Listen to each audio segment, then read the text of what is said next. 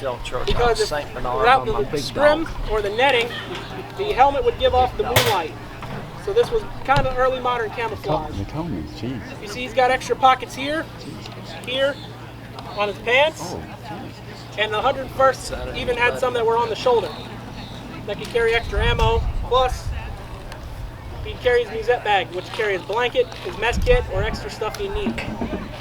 Plus, his belt would carry a 45 and a bayonet and a canteen. Over here. This bag I carry is actually designed for holding 30 caliber ammunition cans. Most men would ditch that and just put personal supplies in here. Extra ammo, socks that weren't dry, food rations, and other stuff. My sergeant here is actually wearing a very interesting thing. Most paratroopers would also. Jumping into France, you'd have a lot of trees, and most times, being that low, you'd be landing in trees.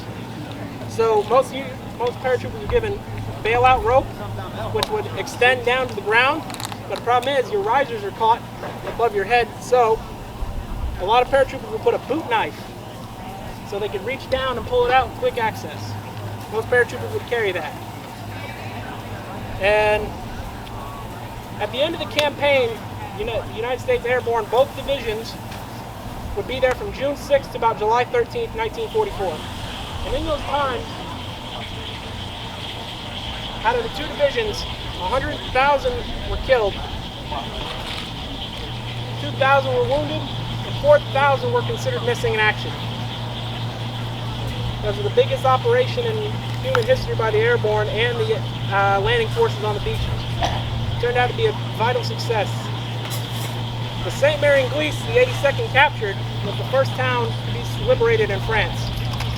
That's why St. Mary and Glees honors the 82nd in so many ways, because that was the first town to fall out of German occupation in 1944. That's about all I got. I got a question, Corporal. Go ahead. How old's that soldier right there? I don't know. I think he's 11 years old. Woo! Give it up for him. How old is his buddy? 13. Woo! All right.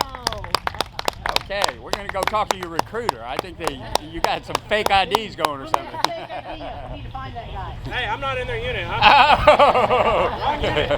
That's JROTC, right? Yeah. Y'all doing great. Appreciate it. How many guys do you think that were involved with directly underage and lied about their age to fight the country?